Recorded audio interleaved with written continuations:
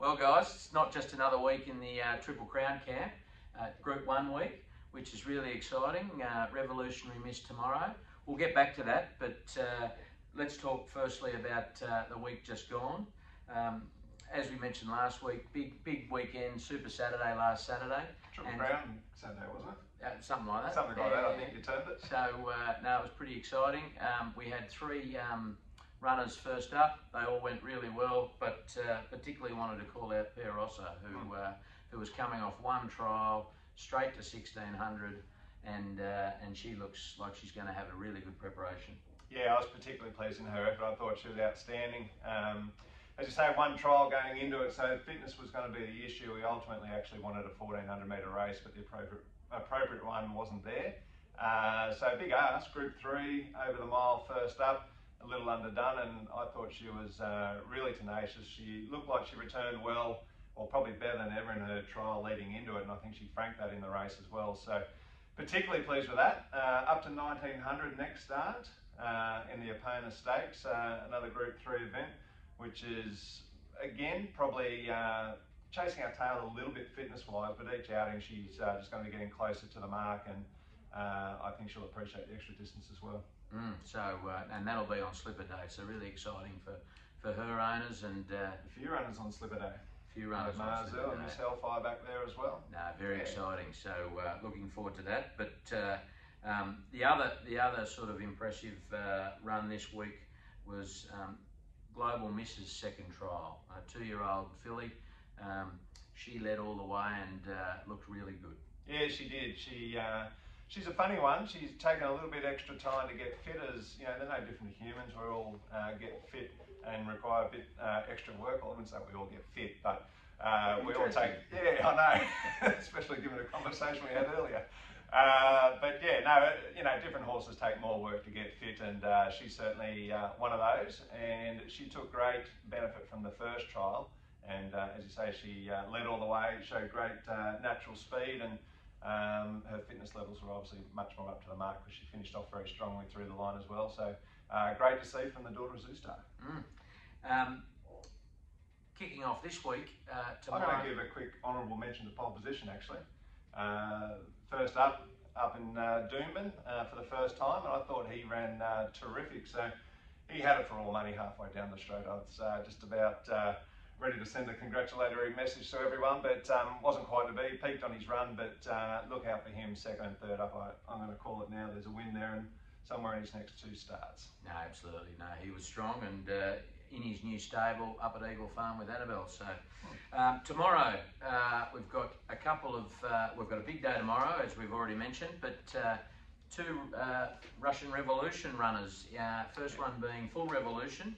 She's probably at her favoured distance of 1100 up at Gosford. She's drawn a tough barrier, but it'd be nice for her to get the job done. Yeah, barrier gods haven't been our friend this week, so I'm not sure what we've done to upset them, but barrier 10, Mitchell Bell on board. It is a good distance for her, 1100 metres. It's a good track for her as well, actually. She won only a few starts back at this track over the same distance. So let's hope that she can repeat the dose there, but we'll need some luck in the first sort of 200 metres or so from that barrier. So if she gets the right luck, gets the right run, then she could very much get the chockies, but the story will probably be told in that first 200. So I look forward to that. And then on to the big one, another with a pretty ordinary barrier, but Revolutionary Miss. She's absolutely airborne at the moment. 4 of the last 5 she's won, 3 group races, and the third, she got a third. The 5th one was a third in the Magic Millions Cup. Mickey D on board, who loves her. Feelings probably mutual, and you know, just a big day. And she's not just there to make up the numbers. She's a red hot chance. Yeah, she is. She's certainly a real live chance. And look, yeah, barrier. God, this is her 6th attempt, I think, at Group 1 level.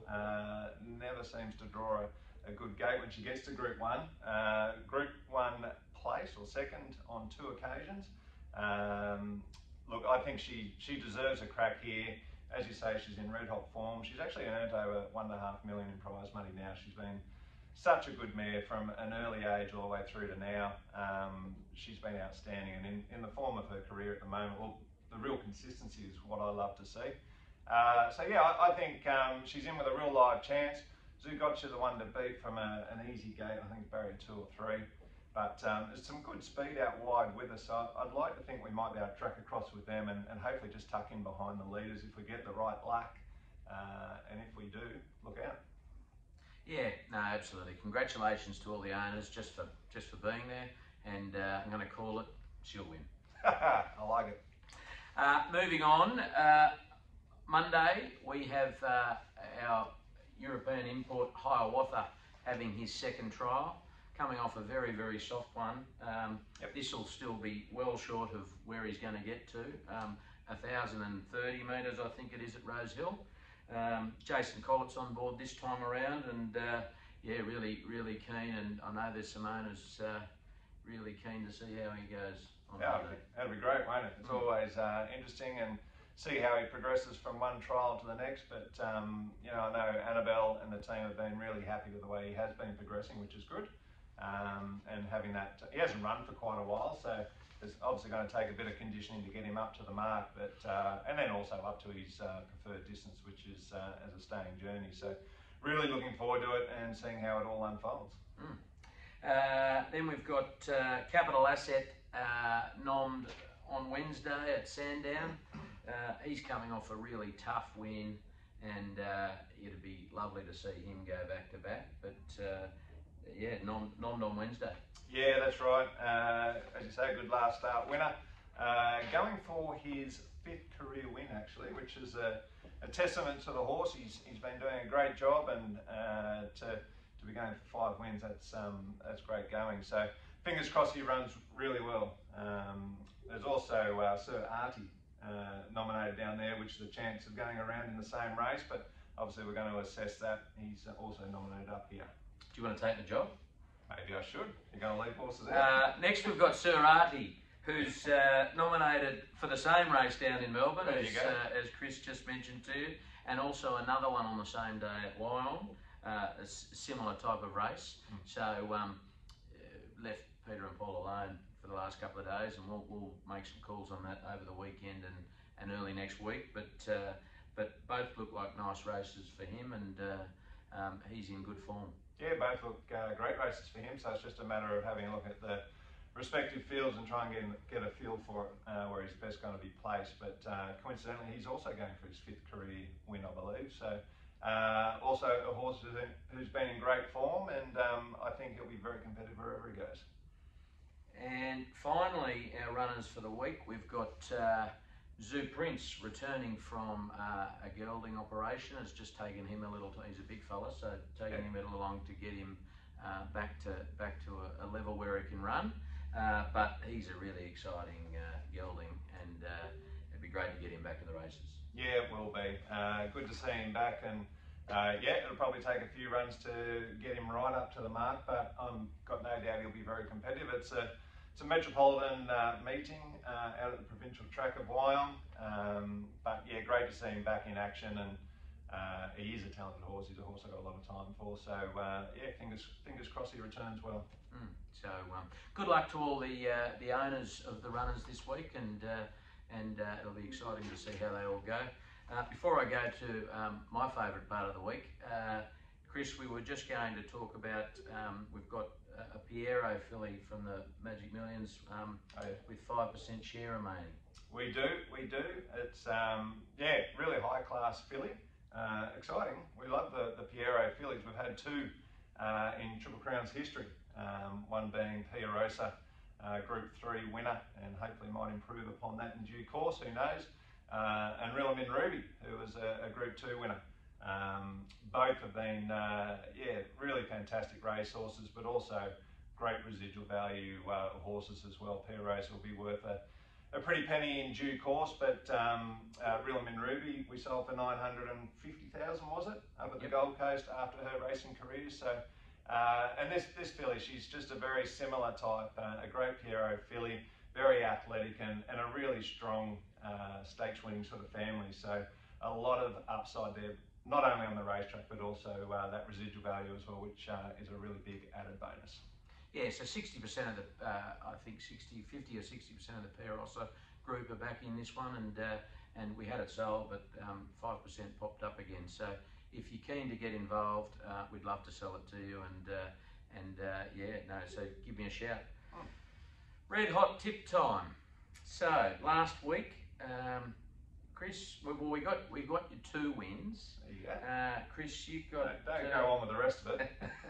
Finish the sentence there. True to form, Chris gave you really good value at $2.40 for the win. Mine was at least a little better at $5. I'm going to make an honourable mention and say I gave you a roughie, mic drop, and didn't win, didn't place, no. But keep an eye on it because she was excellent all over the shop actually, very green, but finished very strongly and not far off it. So might be one for the Black Book. Yeah, it was not a bad tip there, Sam, even though it didn't win, but let's not forget it is all about winning. But yeah, no, she was good. She was the only unraced horse in that race, and at group level on debut. It was not an easy task, but showed her inexperience, but a lot of talent there. We've dragged on a bit today, so we need to get on with it. What have you got? What have I got? Red hot tips. Okay. Rose Hill, I have in the, well, Pango as it's officially called, but the Pago Stakes. I'm going with Gatsby. What? Keep going. With J-Mac on board. A really good winning choice, a very talented horse who won on debut at Canterbury and steps up to Group 3 level, and I think we'll go on with it. In the last chance saloon of getting into the Golden Slipper. Then in race 5, the Sky High Stakes, I'll be going Lindemann, again with J-Mac. Hopefully he's having a field day on Saturday for the win. And then down at Caulfield, race 8, All-Star Mile, and Mr. Brightside, and Pride of Jenny for the Quinella. So Pride of Jenny will be out in front looking the winner, just to get flowers late by Mr. Brightside, but all's good because you'll have them both in the Quinella. Do you just look at the form guide and go, what's paying the least amount, and I'll select those. Anyone can do that. Anyone can do that. Anyway. Hang on, I'm going to clear that up. If you put your money in the bank, you get 5% over the course of 12 months. You put your money on my tips, you're going to double or get 100% back at least in the space of about 2 minutes. I reckon that's a pretty good investment. I'm at Randwick, race number 3, the Night Stakes, which is the 2-year-old fillies race. And I'm on number 2, Castagna.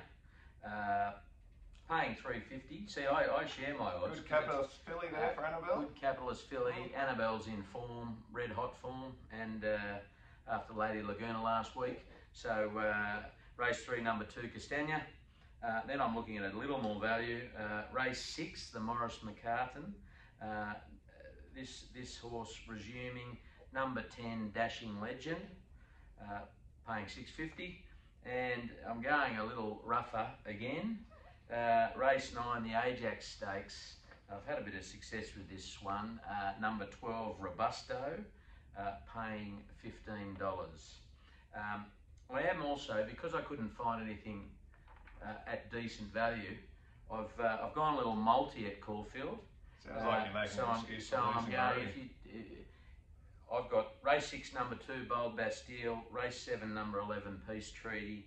And race 8, coming home with a wet sail, number 1, Mr. Brightside. If you put them all together, you get about $5. So, and you'll do better than Chris. Anyway, righto guys. Well, that's it for the week. Good luck. See if you can find something out of that. And good luck to all the owners this week. Good luck to everyone tomorrow, and we'll see you next week. Exciting racing. Have an awesome weekend.